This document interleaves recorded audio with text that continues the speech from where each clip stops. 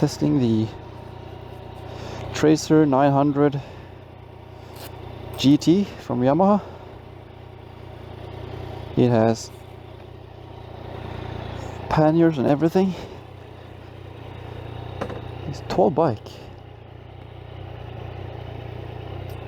So to move, this thing is a joke.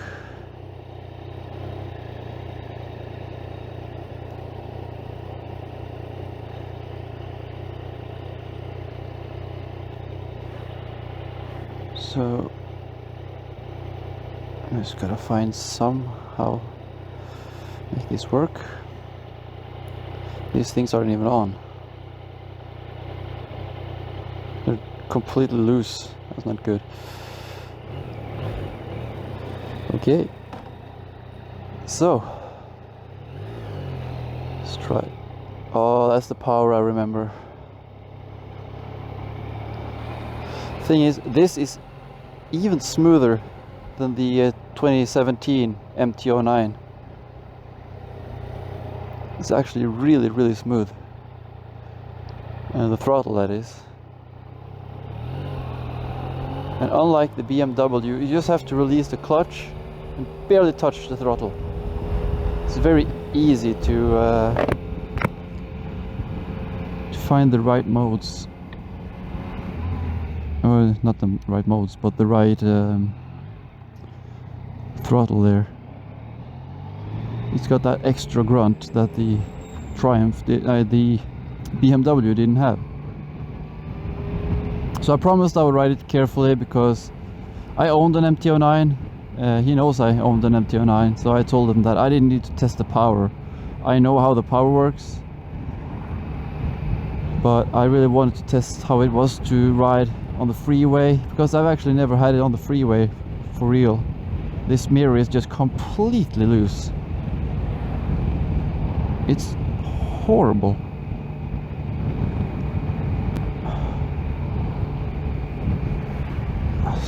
That's so pointless. I can't believe they didn't fix that. I'm flat-footing it, and I have a tiny bit of bend in my legs. Tiniest bit of bend.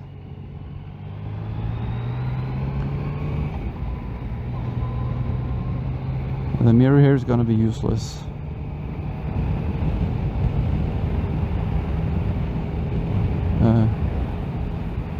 Unless, nope, that's pointless.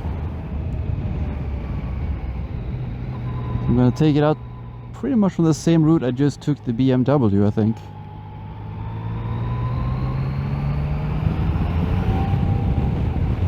So if I remember correctly, it was sub 5,000 most of the time for the braking period, and it's sub 6,500 after the first 1,000 kilometers. So I'm gonna try to keep it below 5,000 RPMs most of the time. You can still go over, but not for an extended amount of time. Feels like the wind is hitting me in the middle of the face. That's not going to be good for the freeway.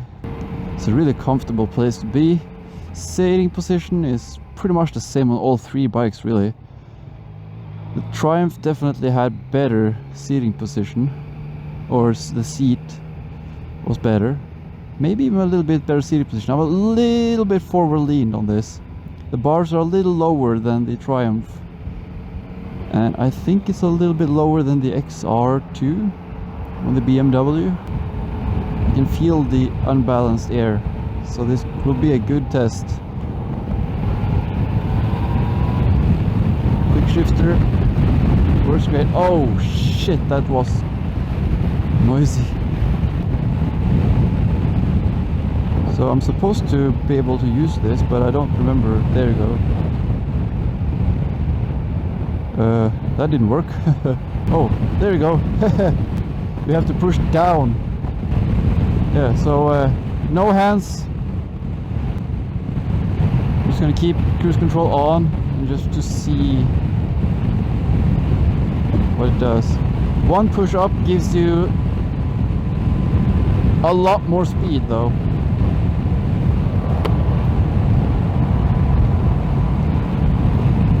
Okay, one more push up.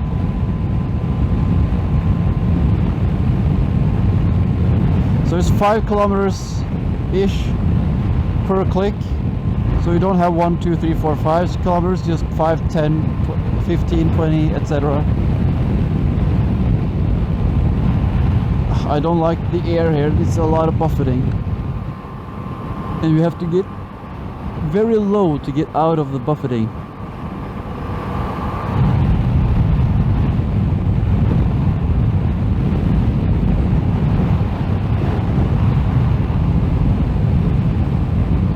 We've got heated grips. You just click it to get it on.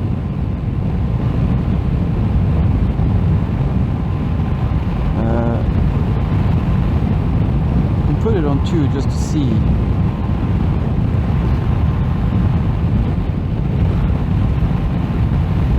You know, this cruise control thing, it's nice, but let's see if we can get it to stop. Yeah, we set it. So if I push down, it's set and it stops at the closest, and you just push up and down to make it change. Oh, great mirrors. So at this point both mirrors are screwed. That's great. Yeah, I prefer not to use cruise control actually. It's probably great for less traffic, when there's less traffic. Once again, plastic handle hand guards, not a fan. There is no adjustability on the clutch lever, but you have 5 settings on the brake lever.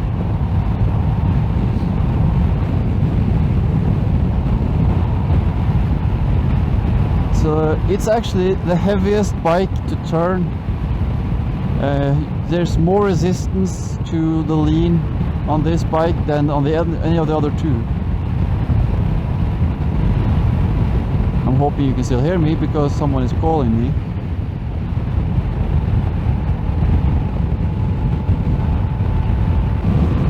The wind buffeting is pretty bad here.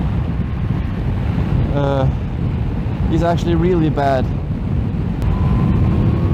Even in 6th gear, you know, it's sort of like the Triumph. It has a lot of power, even at very low RPMs. Okay, the grips are getting very hot now. I can actually feel it. So it took about until now, until I felt that they were on. So that's the time it takes for them to heat up. I don't think there's heated seats.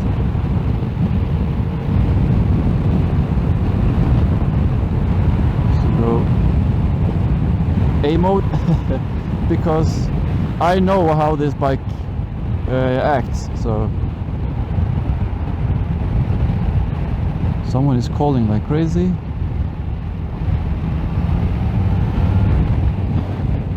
Yeah, it's that's familiar power.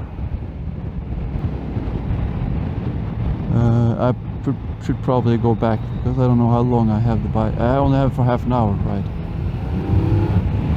Yeah, the power is just tremendous. It's really tremendous. And I sort of know that from already, so I'm not gonna go high revs, but for just general use, it's great. It's a lot of buttons, maybe a little too much buttons.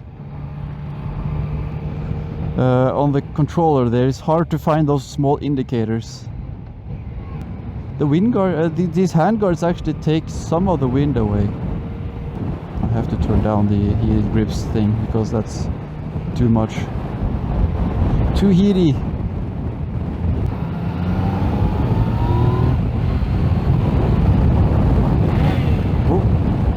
It did not find that gear.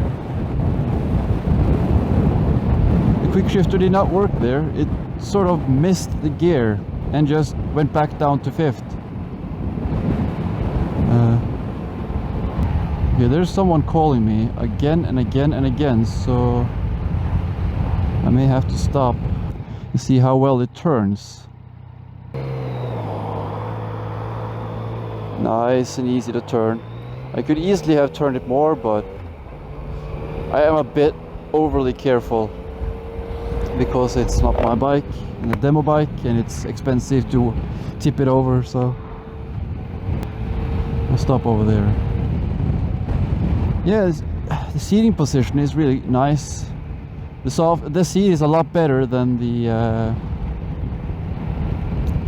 it's a lot better than the XR, the BMW F900XR, but the Triumph got it beaten by a mile. The Triumph seat was so comfortable. I've never been on anything remotely close to that comfortable. The windscreen does very little. It creates a lot of buffeting. Even at this speed I can feel the shaking, and it's not comfortable. So they forgot to put a license plate on it, so I have to wait until they come bring them to me. That's why they were calling like crazy. But that gives me the opportunity to show you the bike a little bit in this reflective red. It has like, I don't know how well you can see it. You can see it pretty well. You can see these things reflect, so probably pretty good good visibility at night. It looks pretty good in my opinion.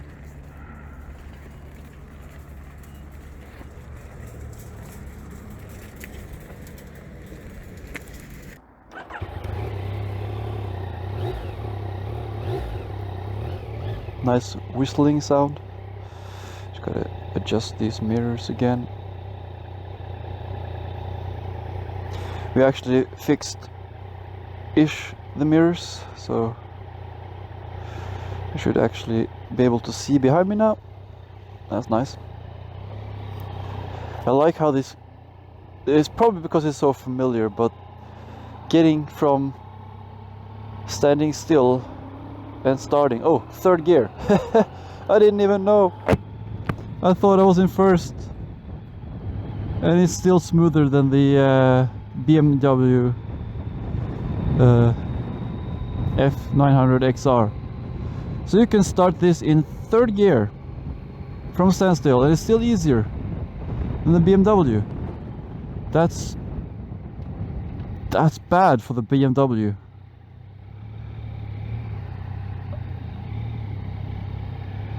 This is a little bit more, it's not struggly, it's but you have to do a little bit more input.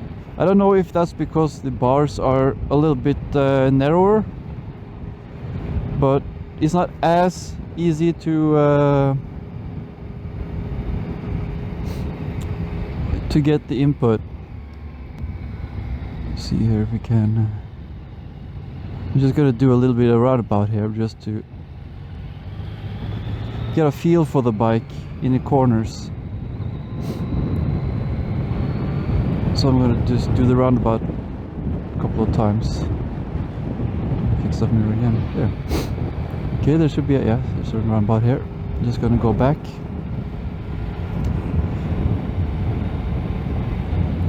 Just to get a feel of the how it is in the corner when you lay it a little bit down. Not gonna go very deep, but it does drop in a little bit. Another thing the Triumph didn't do, it sort of dips in. Once you get it in, it feels like it's going to tip over a little bit. Exactly why it does that, I don't know. I'm not a expert in any way. but I can feel it tip in. But nothing that's like extraordinary or something. It's still very controllable.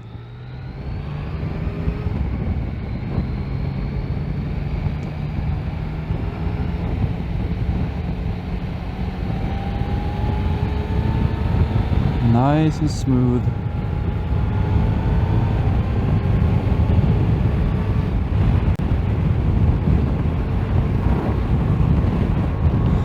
I wish it didn't do the buffeting so bad, but the air is literally hitting the bottom of the helmet, right below, or pretty much at the point where the visor comes down. And I'm wearing the ARPA 70, the HJC, I think the helmet brand is. I never quite remember.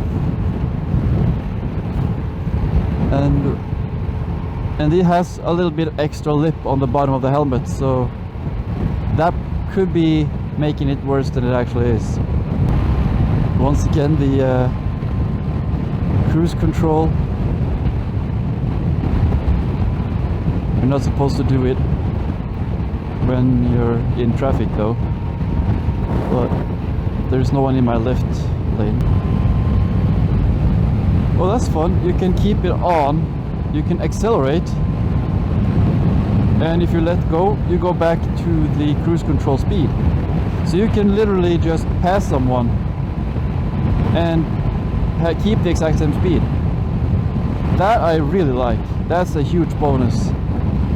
I don't know if that's normal for every cruise control though. That could be this is the first time I have cruise control, mind you. But yeah, the wind noise is severe. I don't know how much you hear it, but that is the screen, that is not the bike. If I had added a spoiler, that could be fixed. Actually, that did. Just this, doing this actually helped a lot. So I'm guessing a spoiler would actually fix that problem. Yeah, there are at 4,000 ish. There's a little bit of vibrations on the bike. You can definitely feel it from 4,000. But if you go back to, yeah, there are vibrations throughout the entire spectrum actually.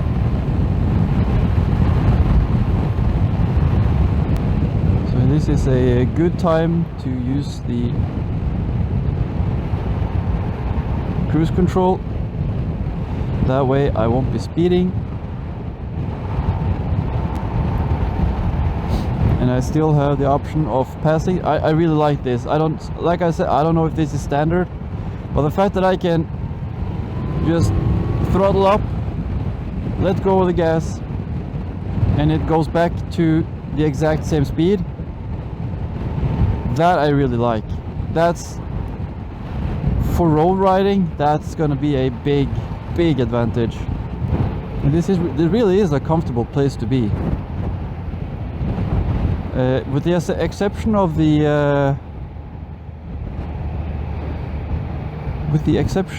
the wind buffeting, there are unexpected amounts of vibrations through the pegs, and there are some vibrations in the handlebars. And I wish I could give it a little bit more. I could probably give it a little bit of just a quick.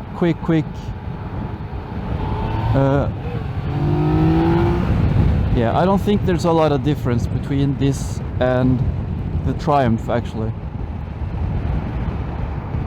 They both have vibrations at higher RPMs. And I remembered this being smoother, but I guess the MT-09 is just a smoother harmonically bike. I think the harmonics on this bike might actually work against it. So you can hear, I don't know if you can hear the buffeting here, but I can hear it a lot. if I can take this up. I didn't make it any better. Yeah, I'm a little bit disappointed in that. Also, the throttle is a lot more choppy, or abrupt is the correct word. It's not jerky really, but it's just abrupt. You have to be a little bit more considerate. You have to make to keep in mind that you can't just give it gas, because it will start jumping very fast, very on and off. But I mean, no problem to get it to be smooth. It's just you have to work with the bike. You can't just let the bike do all the work. And that really gets me back to, I would say this is a 8 out of 10. Vibrations, this cluster here is way too much. Some of this has to go over here. There's nothing here. There's just that dial. At least one of those things has to go over there. There's too much happening on one side, and this is where all the things you do happens. This is the turning signals, this is the light switch, this is the horn, everything is here. So if you're going for the horn, and you can press like 5 other things, and the horn is of course placed down, unlike the MT-09, which has the horn over here. So at least the horn is in the right place. But yeah, the Triumph 900 was definitely a better bike. And that's when the video will end.